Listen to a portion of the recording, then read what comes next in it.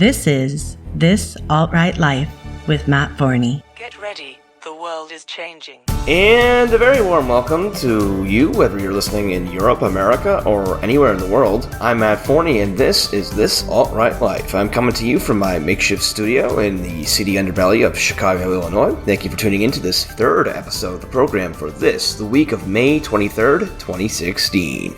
On this episode, I'll be talking to Quintus Curtius. Quintus is an author, literary translator, and classical scholar. You can read his columns over at Return of Kings, returnofkings.com. We'll be discussing Quintus's latest book, Pathways, a collection of essays on masculinity, the classics, and many other topics. We also got into discussing his forthcoming translation of Cicero's On Duties, and we touch on, among other things, the Trump campaign, the deficit of masculinity, how men can look to the Greeks and Romans for guidance on how to remake their lives today, and how men can truly become great again. And we also got into a bunch of other topics, so stay tuned. It's coming right up. All right, Quintus, welcome to This Alt-Right Life. Thank you for coming on the program. Hey, thank you for having me, Matt. I appreciate it. I do this with all my first-time guests. Well, we've discussed on my podcast before, new show, new rules. So, Quintus, for the folks in the audience who don't know who you are, could you just give a brief overview as to who you are, what you're about, what you write about, your work, that sort of thing? Sure, Matt. Yeah. Well, my name is Quintus Curtius, and I'm by trade, I'm a trial attorney, traveler, translator, former Marine officer, and I've published several books. My first was 37. The second, Pantheon, third, Stoic Paradoxes, and most recently, Pathways, all of which are available on my site, qcurtius.com. Yes. Yeah, so then I've your work mostly focuses on basically the themes that I like to really talk about are things in a general sense dealing with the essence and the elements of masculinity, but framed in a historical, biographical, and philosophical perspective. Yeah, your focus has been getting the ideas of classical philosophy and history to modern men and convey it in a way that we can grasp and see the applicability of it to our lives. Right. I hate to sound like a Philistine. A lot of us, study this stuff in, say, college or whatever. Well, I don't know what the kids are doing these days. It might have been replaced with, transsexual butterfly studies. But, a lot of people don't see the relevance of what these what leftists would derisively call these dead white men to our lives. A lot of these lessons that are imparted by the classics, whatever, are stuff that men today desperately need. We really live in an era that has completely smashed and destroyed masculinity, hurtling towards the androgynous consumerist apocalypse. And by rediscovering the wisdom of our forefathers, we have a roadmap to guide our own lives. Absolutely, Matt. For many years now, I've felt that a lot of the malaise and a lot of the problems that people are facing in modern society are due to the fact that we've been cut off from our past. We have forgotten the lessons that have been laid out before us for thousands of years. And a lot of those things have been deliberately suppressed. It's not just an accident. I mean, we can go into the details if you want about the reasons behind that. But what I've really tried to do is I have tried to show how the necessity of tradition in historical, philosophical, biographical perspectives has direct applicability to our lives and can help make us better. And if we can connect with that and get back what was lost, because all these things used to be taught in the educational system and they're no longer taught now. In fact, they're actively discouraged and persecuted because they're subversive, essentially. If you can imagine that, they're considered.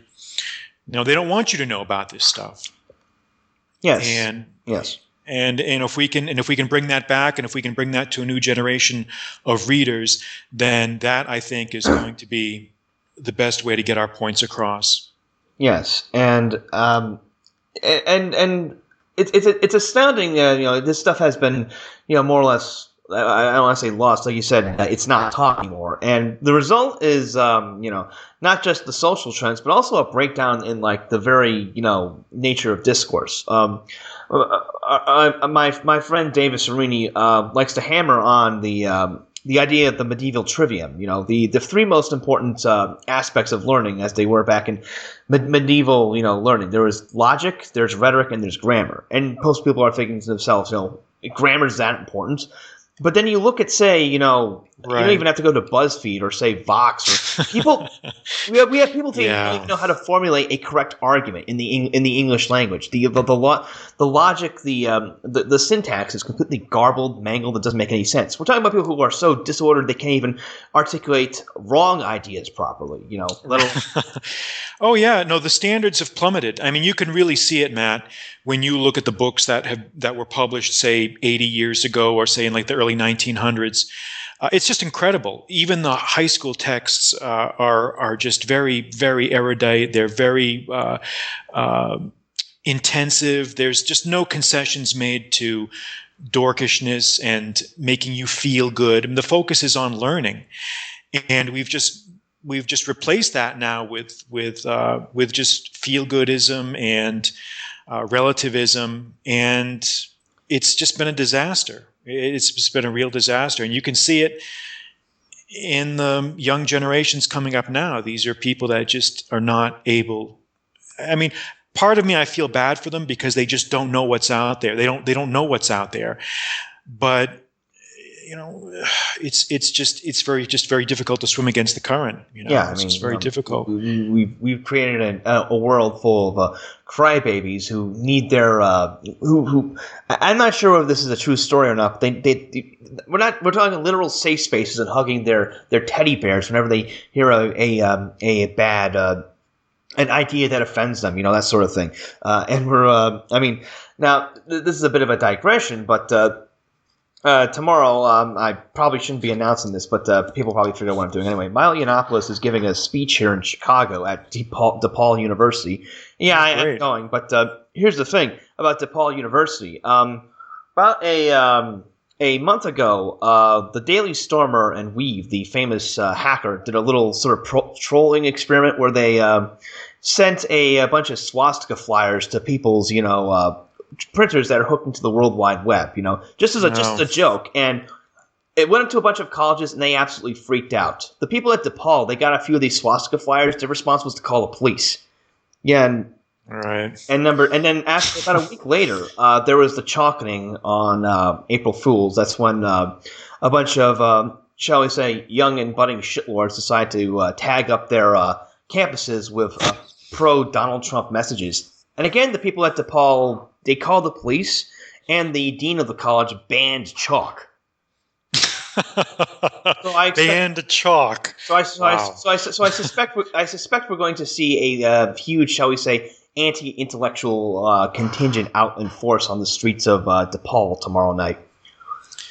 Well, the universities have now become notorious for suppression of ideas and doctrines and even books that don't correspond with their narrow vision of what is politically correct or not. And it's only gotten worse since the 80s. I mean, I went to college in the late 80s, and I can only imagine now I must be probably now teaching or asking a student to read Huckleberry Finn is probably considered a subversive act now, I would imagine. It wouldn't surprise me. It would not surprise me. Oh, there was that incident back in November, I think it was, at was it Harvard or some other Yale, some college out east, where someone sent out the dean of the school sent out a mailer to the students warning them against wearing politically incorrect Halloween costumes or something, and there was some teacher who was like maybe you're going a bit too far with the political correctness thing, and the students flipped out and they were screaming in the streets and demanding firings. And there was that video of them yelling at her husband, who's also the administrator of the university. Now, the lack of respect was astounding. Like, this guy's trying to calmly explain to all these students why they're acting like crazy, and one of them just yells in his face, "Be quiet!" I know. It's just a fundamental lack of respect for authority. There's just the boundaries. There's no concept of boundaries anymore. There's no concept of respect for authority. Even things like tradition. I mean, statues of university presidents from the 18th century or 19th century are now wanting to be removed because they are a physical representation of something that triggers people. It's gotten to be so absurd. It's funny, but it's not funny, because behind that is a very destructive agenda, which is in many ways a lot like the Cultural Revolution, what the Chinese went through in the 60s, where they just destroyed their own history. They just smashed their own temples and burned all their old. When a nation breaks too quickly with its past, it goes insane. Just like a man who loses his memory, basically goes insane. You just can't. You can't do that. You can't. And no one is doing anything about it. No one is stopping it. Nobody seems to care. And so it's up to us, I think, to at least keep the fires burning, because I tell you, it's just, I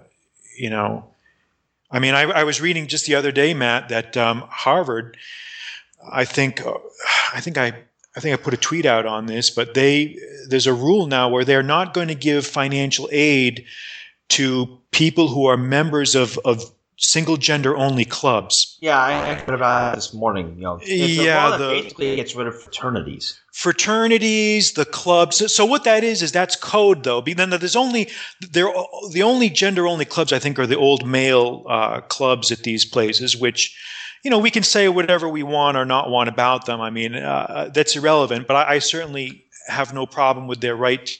They should have the same right to exist and to do anything that any other should do. They shouldn't be discriminated against. But the president is basically saying that, well, if you want to be a member of these clubs, you're going to be an outcast. You're going to be blackballed. We're not going to give you any money. You're not going to be allowed to be a member of any student body. So it's very it's a very bad time. It's a very bad time now to see these things, because we know where it's leading. We know what they want. Ultimately, what they want is to rewrite history, and they want their version and whitewash everything else. So, and we're not going to let that happen. Oh yeah, I mean, in the past year to 2 years, we've seen more progress on that front than I thought would ever be possible in my writing lifetime. I mean, we can get into talking about, the rise of the alternative right, the rise of the manosphere, the Donald Trump campaign, etc. So there's, and we're talking about, the chalking, so there is a contingent of, people who have just had enough of this nonsense. I'm just wondering if the reaction will be, strong enough to actually stop them. Well, Matt, I think it's a good question, and I've talked about this with other friends, and I think it all comes down to having skin in the game.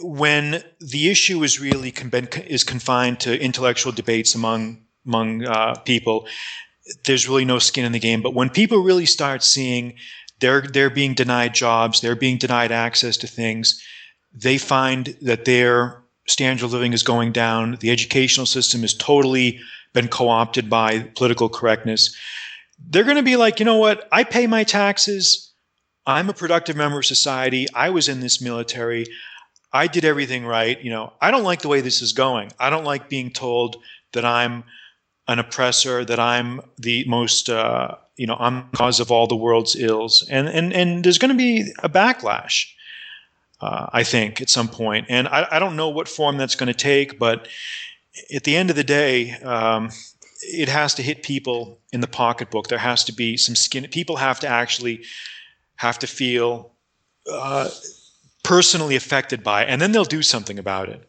And then that's when they'll start getting involved in politics. They'll start paying more attention to elections. They'll start caring more about what goes on in the media, in the films, television, because this was the problem that the previous generation ahead of us didn't do anything about. They sat there and watched all this happen, and they thought it was funny, and they thought they could just go with the flow. And then you wake up one day and you've lost everything. You're now marginalized. So this is how it happens. Oh yeah, yeah. It's well, I've certainly seen more cause to hope, that there will be a backlash in the past year than at any point. Now, moving on just a little bit, your most recent book is Pathways, released back in January. You want to talk a bit about that book and what readers have in store for? Yeah, Matt. This was the third essay collection that I released in print, and what separates this from 37 and from Pantheon is that the essays are a lot shorter. There are more of them. I think altogether I've got about 56 of them in here. They're shorter. There's a great variety of subject matter. I've got sections on thought, biography, health, history, and language. But I have a lot more personal essays in there than maybe the previous two books. I've got a little bit more attempt to reveal about my own personal background, about my own personal philosophy. And I think that anyone who's familiar with my first two books will find this a good addition to that, in the sense that I'm getting a little bit more into the personal side of things. Yeah, I found that was interesting from my perspective as well, because like I said, I read both of your previous books. Both 37 and Pantheon were more focused on the big picture of philosophy, and Pantheon in particular. And this one you delve a bit more into personal history, and also into stuff that seems a little bit more I don't want to say down to earth per se, but like a little more relatable, I guess in my cases. For example, one of the early essays I kind of latched onto, thought was interesting, was called "Beware the Waters of Salmacis," which is yeah. I'm probably mispronouncing that one. No, that's fine. Basically, the essays more or less framed around the story of Salmacis, the nymph, who in Greek mythology saw this young man that she was attracted to, and she basically came on to him, and he said no, and then she later saw him bathing in this fountain, and basically rushed up and grabbed him and cried out to the gods, that they should never be separated, which is what happened. And what happened was they merged into two one being, hermaphrodites, which spawned the term hermaphrodite. And it the story and your essay about it is a cautionary tale against being too attached to material pleasure and whatnot, because that sort of thing makes men flabby and weak, etc. Right. Well, I'm glad that you like that, Matt, because I think that was probably, if I had to pick one analogy that really encapsulates the really the sort of existential crisis of the modern male, I think it would be this one, because what you really have is this merging. What she was trying to do was really merge her identity with his, and what you get when you do that is you get a corrupted version, or sort of a hybrid, this hermaphroditic form, which is neither man nor woman really, but a blending of both. And that's really what's in store for us if we continue to allow the current trends to continue. What the forces of political correctness want is they want to abolish any sort of distinction between the genders, blend us into one androgynous, soulless, identityless being, so that we can just be the perfect consumer, that they can just continue to sell us all their garbage. And that's really what I see is the hidden agenda here. Yes. Yeah, a lot of people, a lot of commentators in this part of the internet, we sort of miss the financial aspect of organized cultural Marxism and whatnot. It's not simply about subversion for its own sake. There's also subversion. There's a huge amount of money to be made in cultural subversion. When I was reading "Beware the Waters of Salmacis," the first thing that actually came to mind when I was what you pointing out, the merging of the male and female identity, was an essay Jack Donovan wrote a few years ago for Radix called I forgot the name of it, but it was about transsexuality and the link between transsexuality and consumerism. And the sort of thesis he made is that transsexuals are the ultimate in consumers. They're denying the immutability of sex. You know, in the world of reality, which is what you live in. You know, men are born men, women are born women. You know, having your pole turned into a hole will not make you a woman any more than sticking feathers up your ass will make you a chicken. But in the world of our modern economy, our modern society, which is just trying to get people to mindlessly consume, watch the TV, buy shit you don't need, transsexuality is just a logical extension on that. You know, just trading your parts and swapping them around like Mr. Potato Head. You know, just mindlessly buy into the system. Don't ask any questions. Spend all your money. Watch the boob tube. Yeah, and it's and it's always been to some extent, such people have always existed. But the difference now is that they want to force you to accept that as normal. You have to buy into it. You have to accept it. You have to go along with it. And this is really where you see the complete collapse of the old moral codes that were basically supported by. I mean, that was the purpose of religious codes really was to impart some sense of behavioral control among people, as a way of living in an orderly society. But now all that's collapsed, and what you've got now is just, people's personal desires running riot. And when that happens, the only authority that's going to be able to keep people in line is going to be the state. So that's why the left, what they don't understand is by destroying traditional culture, what they've really done is liberate the power of authoritarianism. They have helped make authoritarianism inevitable, because that will be the only way to check and control people is the government. I mean, that's the only way that you're going to be able to keep everyone in line. When everything has been, when all tradition and customs and morals have been abolished, only force is free. Yeah, there's a you bringing up the religion is a good point. And the replacement of without a religious or some kind of moral code to back people, the replacement of the state. This has been on my mind lately because recently the Philippines had a presidential election, and Rodrigo Duterte, the mayor of Davao, the Punisher. Yes. Yeah, and I've been talking a bit about this lately on the podcasts and articles and whatnot, because I lived there and was able to actually see the fruits of his labor. The Philippines and the U.S. are an interesting contrast in this respect, because America is the land of the free and the home of the brave. Yet in the Philippines, for example, you can. This is probably a really bad example, but I would frequently watch, say, a taxi driver who had to take a leak, get out and go on a nearby, in the bushes, Now, if you did that in the United States, you would end up on the sex offender registry. Now, I don't want people running around randomly urinating on walls. That's not Right, couth. right. But at the same time, taking a piss on a wall should not put you in the same legal category as child molesters. I know. I know.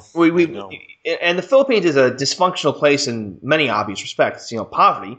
But the Philippines is also a very religious place. You have the you had the strong Catholic Church there. There are the devout Muslim communities in Mindanao. That Christianity, that moral focus, gives the country a moral center.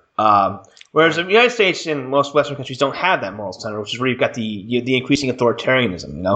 As dysfunctional as the Philippines is, I'm pretty sure the Philippines will be around in about 100 years. I can't say the same for the United States. Yeah, no, it's become a society that's really dominated by fear and mutual suspicion and paranoia. In many ways, we're a very fearful society. And what you just said, I travel to Brazil very frequently, and I see the same thing there. We like to think that we're superior because we've got our institutions, and that's certainly a good thing and not to be discounted. But on the other hand, like you said, we've just become a society that's very, very terrified of different ideas, of willingness to make judgments against values and to really call things what they are. That's really the essence of political correctness. You can't speak the truth. They will not allow you to say, no, we don't accept this. This is not correct. We don't. This is no. This your way of thinking is not right. This is a degenerate philosophy. We're not going to allow this, and get back to your job and keep working. We don't want to hear it. And until someone's prepared to do that, then we're going to continue to see these problems because we're just not getting the leadership and the guidance that would allow that to happen. Yeah, there's an interesting relationship between political correctness and morality in general. I forgot who first came up with this idea, but I've used it in my own recent articles. Political correctness, by its very nature, tends to erode the moral framework of a nation because when people have to constantly trick themselves into denying obvious truths, it's a slippery slope towards other forms of moral degradation. I talked about this in the context of a few months ago when I was covering the Iowa caucuses. I went to on day 2 of my Iowa escapade, I went to go see a Donald Trump rally and a Marco Rubio town hall within about an hour of each other. And the Trump, it was actually seeing Trump on the campaign trail that actually warmed me up to him as a person. Like before that, I was going to vote for him anyway, but I was very skeptical of like, yeah, it's kind of ridiculous that he's the best candidate that we can manage, but. Seeing him in person and seeing how he interacted with with rally goers and whatnot actually sort of made me. And reading his book, The Art of the Deal, really helped me sort of like him as a person. But I made the point that Trump, for all of his many issues, is the only major politician who isn't condescending to isn't condescending to people who he's appealing to because he's not lying to them. He's not pretending to be some sort of Joe Sixpack, like Ted Cruz pretending to walking around trying to be some blue collar, schmo wearing that flannel shirt and whatnot. He's not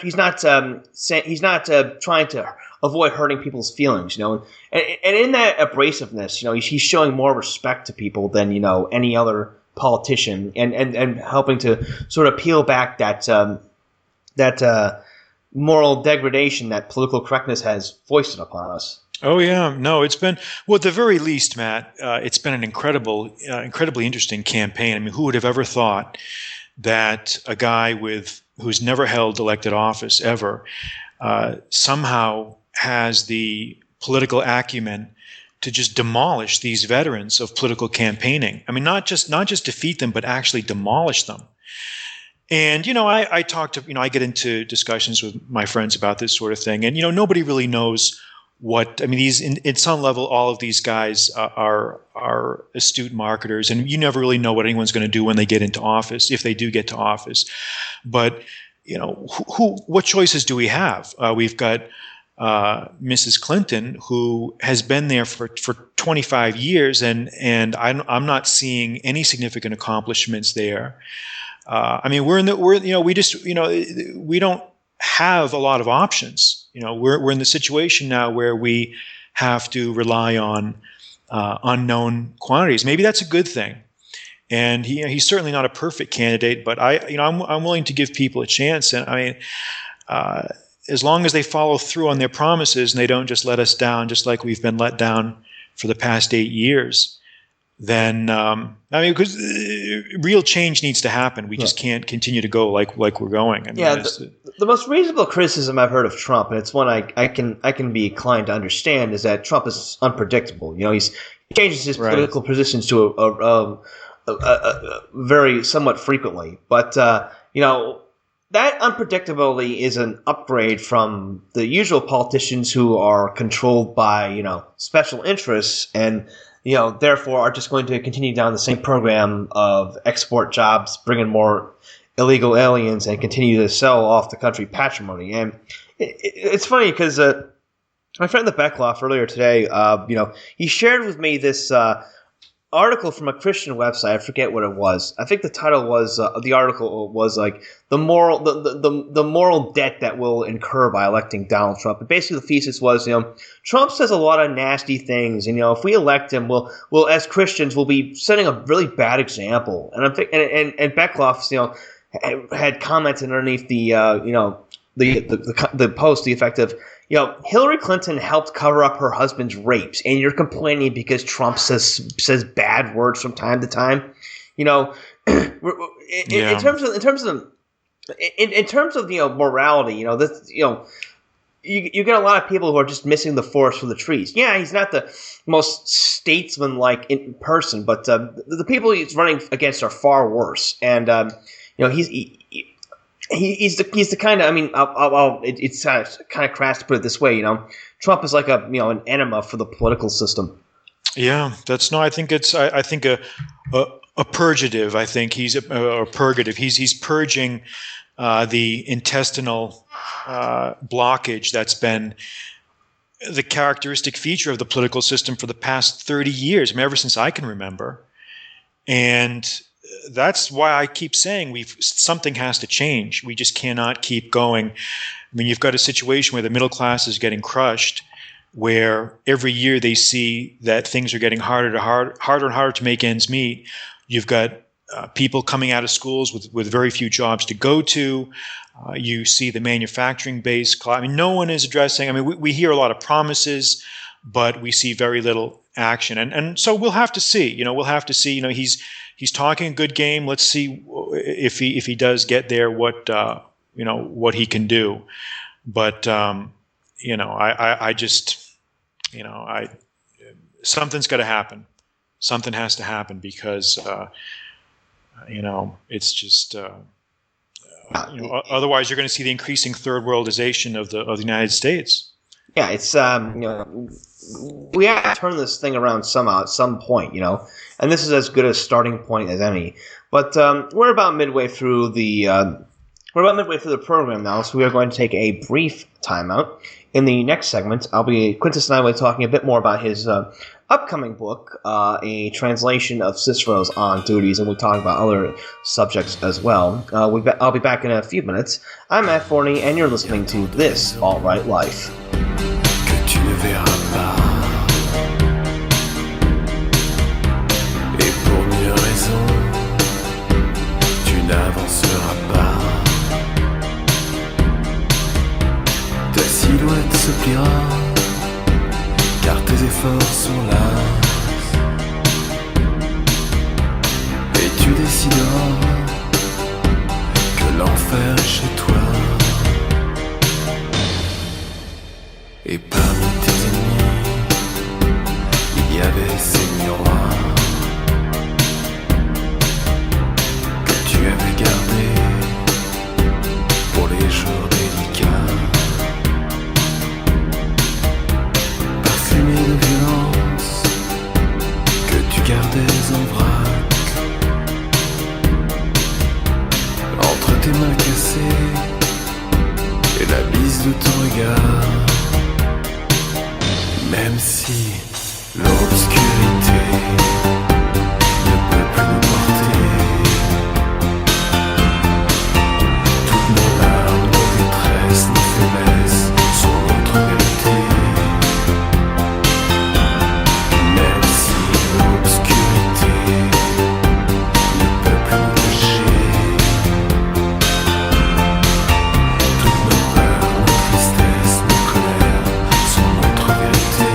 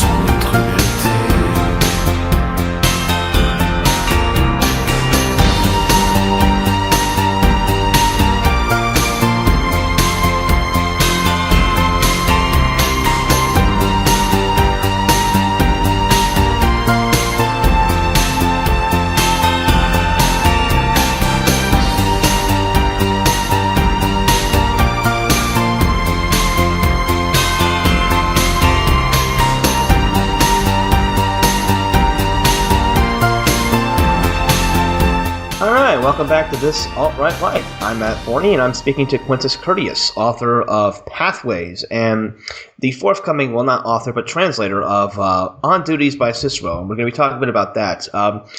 Quintus, you want to talk a bit about this book and why you decided to put this out? Sure. Thanks, Matt. Yeah, I'm anticipating in late June I'll be able to release my translation of Cicero's On Duties.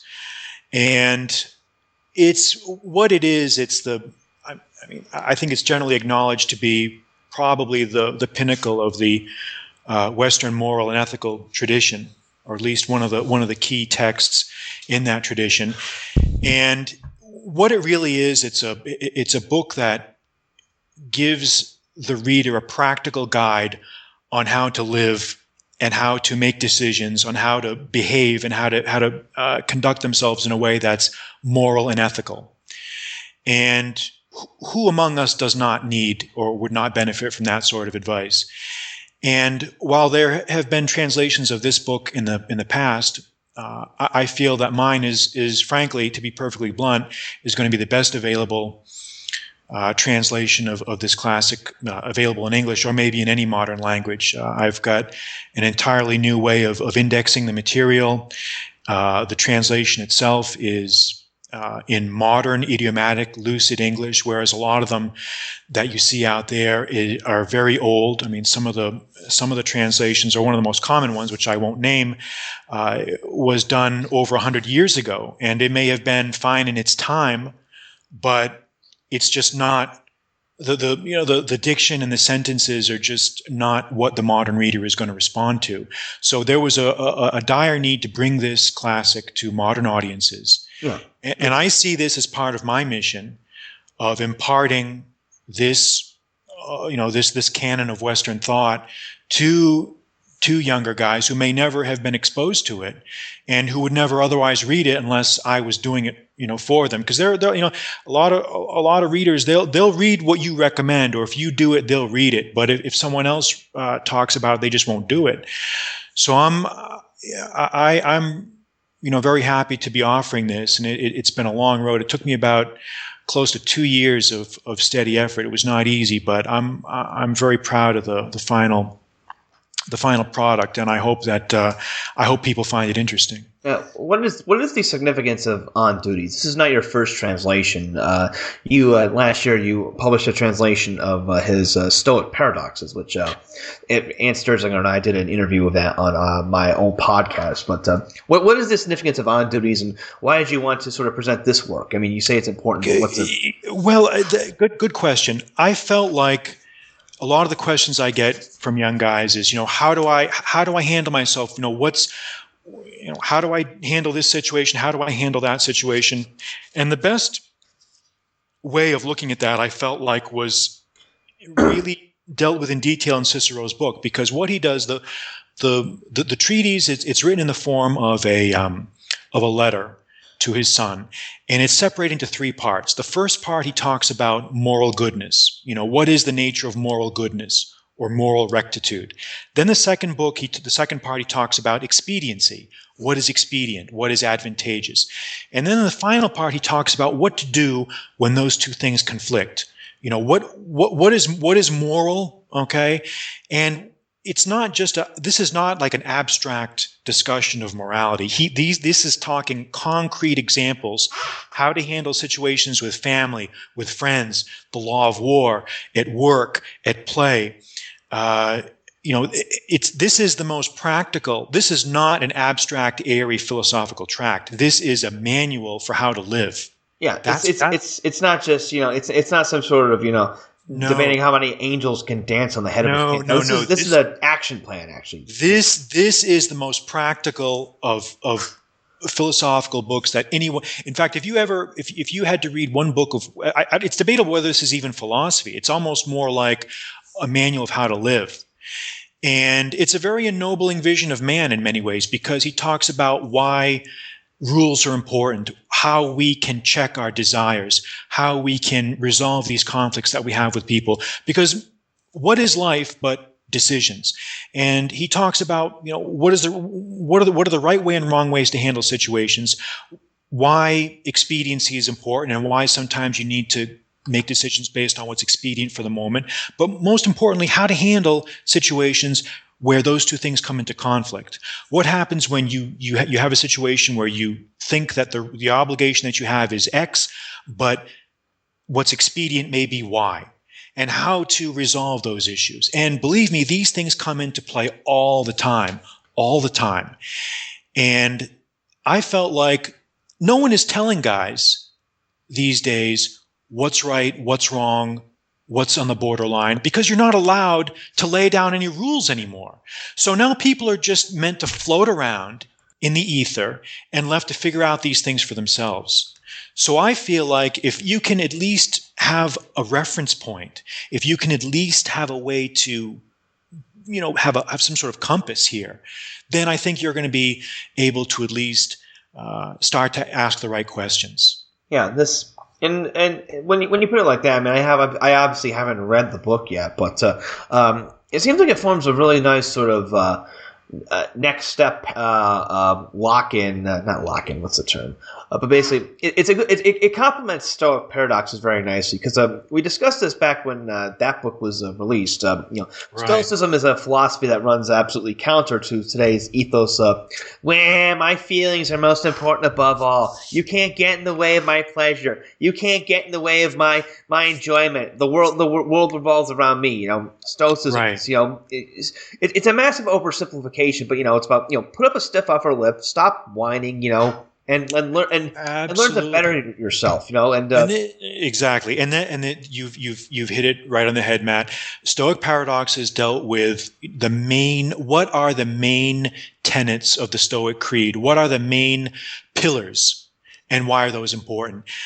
With on duties, what really Cicero is trying to get at is a vision of man and a way to deal with life in a way to keep to keep your soul, to keep yourself ethically grounded.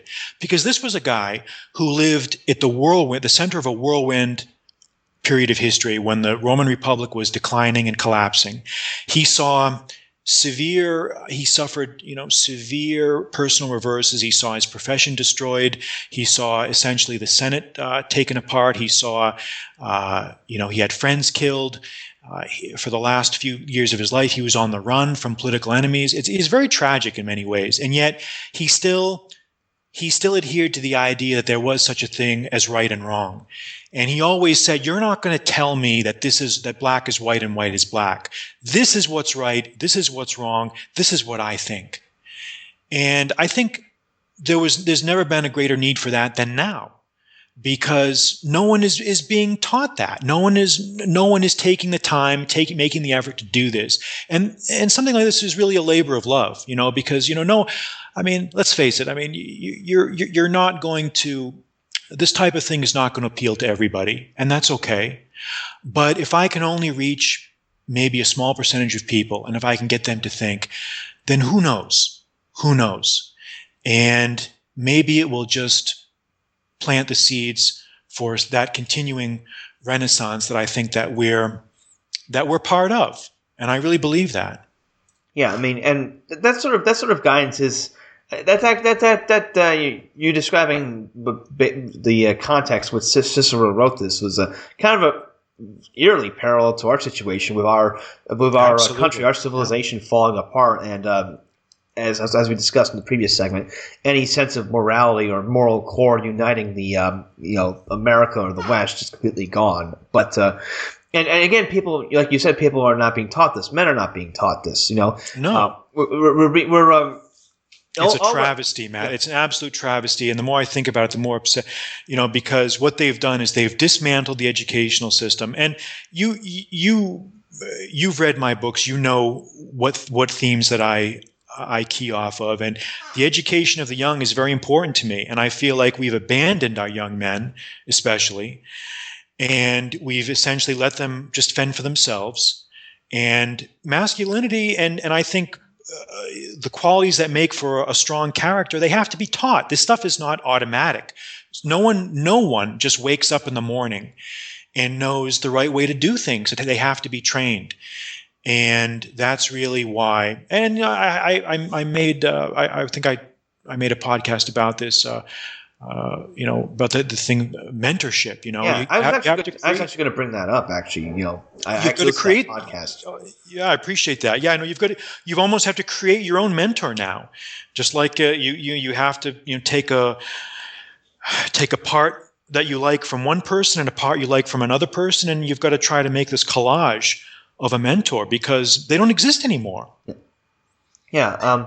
What sort of advice would you give to young men who are like beyond the mentorship thing, but just sort of a starting point? I guess framed around on duties or whatever. What kind of starting point would you recommend for young men who are looking for their way in this world? Because as we've been hammering on, they're not in an enviable situation. I mean, I don't want to.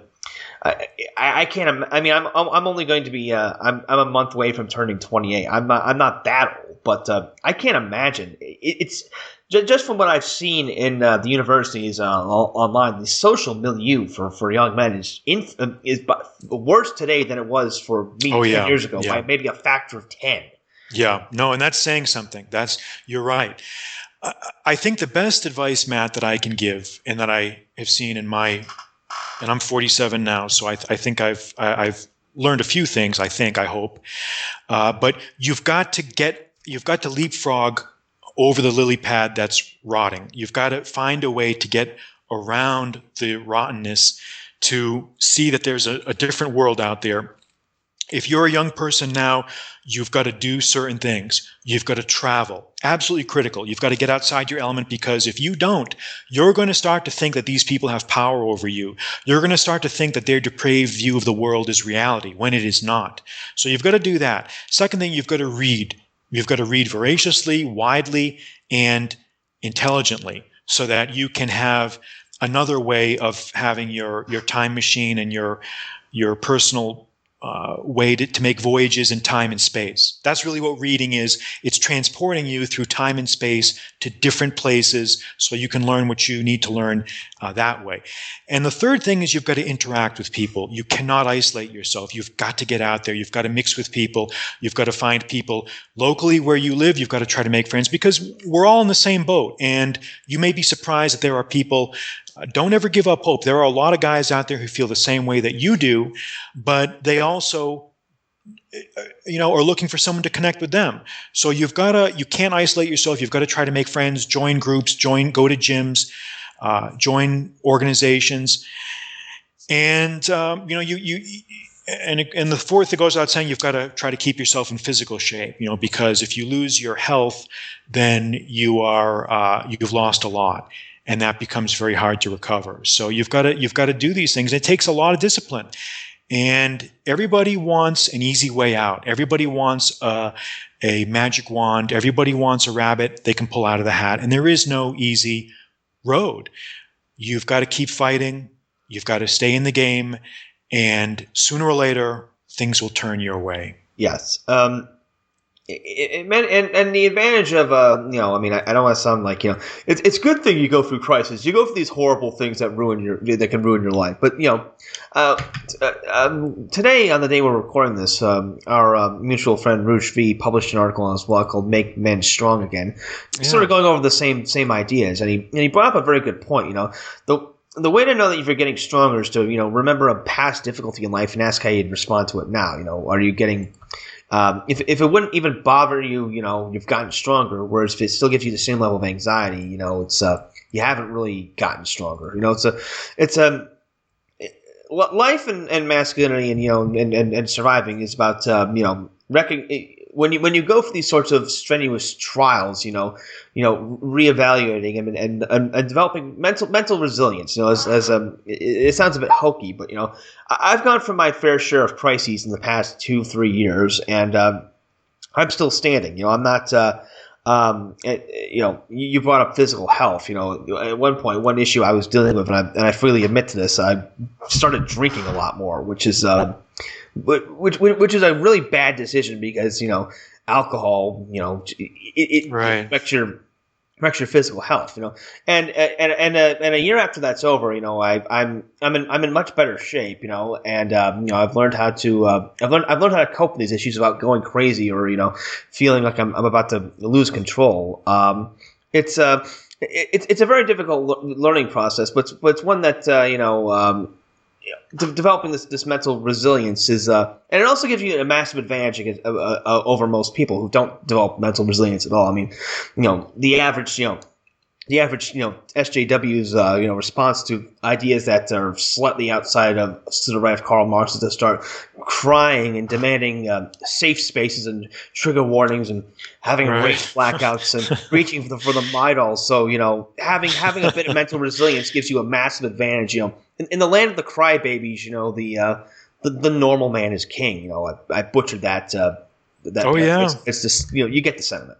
No, I agree with you, Matt, and I think it's good that you at least had the guts to admit that, and because we all, we're not robots, we all occasionally will stumble and need to take corrective action, and if you find yourself slipping into bad habits like whatever with drinking too much or doing whatever or whatever physical habit that's happening, the fact that you're aware of it and you've acknowledged it means that you can deal with it. And I would agree with Roosh obviously also, and that we can define ourselves by the adversities that we overcome, and I've always believed that too. And you just got to keep going, because at the end of the day, life is about putting one foot in front of the other, and it's you'll meet good people along the way, and it's an incredible journey. But the key thing is just to stay in the game. You just got to stay in the game, because there's just no other alternative. Yeah, it sounds a bit hokey and a bit dramatic, but yes, survive or die. You either triumph over these trials in your life, or you get rolled by them. And most people can't respond to stress in any kind of healthy manner. So just learning a bit of this mental resilience, or as Mike Cernovich might call it, the gorilla mindset, goes a long way towards improving your station in life. Oh yeah. No, you've just got to find ways, and everyone has their own way of doing it. Everybody has their own way of seeing the world, and it doesn't really matter what creed or philosophy that you adopt or what way you go about doing that. But as long as you do it, that's the important thing, because you see people who are just defeated by life. They just give up. They've broken down. They've become just shells, shuffling around with saliva dribbling out of the corner of their mouths, and you can just see that that life has gotten the better of them, and you don't want to be like that. You don't want to be like that. Yeah, you constantly striving, constantly improving. Now, we're approaching the end of this interview. It's been a great show so far. Quintus, do you have any final thoughts you'd like to add before we close things out? It all comes back to the same things, Matt. The same things that we've talked about. I think that all of us right now are kind of at a very critical stage in not only the nation's history, but our own experience as men. And I think we've got to find ways to weather this storm, because we're under attack. We really are. And it's not your imagination. It's not something that you're being paranoid about. If you listen to the media and watch the news, you can see nearly every day there's some new outrage that tests your patience and your fortitude. But you've got to have faith. We will give you the tools that you need to overcome these things. If you follow these guidelines, if you learn from the great men of the past, because everything that we're going through has been gone through it to a much higher degree by those who came before us. So if you can know that, and if you can connect with these great personalities who had these great experiences in history, which I discuss in great detail, then you're going to be able to draw inspiration from that. And if you can do that, you will survive. You will not only survive, but you will prosper. Yeah. Words to live by. I've been talking to Quintus Curtius. Quintus, do you have any links you'd like to give out to direct readers to? I mean, I know your blog is at qcurtius.com, and of course you're a columnist for Return of Kings. But you want to go over anything else? Sure. No, I would just say, yeah, my blog, qcurtius.com. And from there, you can see my. I've got links to my books and my podcast and whatnot. And if anybody has any questions, they can certainly email me, and I'd be happy to answer any questions I can help with. Yes, exactly. I've been talking to Quintus Curtius. Head over to his blog at qcurtius.com. You can find his books: 37 Essays on Life, Wisdom and Masculinity, Pantheon, Stoic Paradoxes, Pathways, and soon On Duties at Amazon. You can also check out his columns every week at Return of Kings, returnofkings.com. Quintus, thanks to you once again for being on the program. Hey, thank you, Matt. Thank you for having me. And that was Quintus Curtius, and that's all the time we have left for this episode of This Alt-Right Life. I'll be back next week, but until then, I encourage you to check out our website at righton.net for our latest articles and other projects. You can also check out my personal blog at mattforney.com. If you enjoyed this episode, please be sure to share it far and wide on Twitter, Facebook, and other social media. If you're listening via SoundCloud, I'd greatly appreciate it if you like the episode by hitting the heart icon on the player. You can also repost it to your page by hitting the repost button. You can also subscribe to the show by going to soundcloud.com/rightonradio. You can also subscribe to This Alt-Right Life via Stitcher and the iTunes Store. And if you're listening via the iTunes Store, I'd greatly appreciate it if you take the time to rate the podcast, which will improve its rankings in the search algorithm and help it get into the ears of more people. And finally, if you're listening via YouTube, we'd greatly appreciate it if you like the podcast by hitting the thumbs up icon below the player. This Alt-Right Life is presented by Chloe Love. Check her out on the web at chloelove.com. And the show also features music by Winglord. Il Gemino Coverundum, Don't the Bastards Grind You Down. I'm Matt Forney. Thanks for listening, folks. I'm out.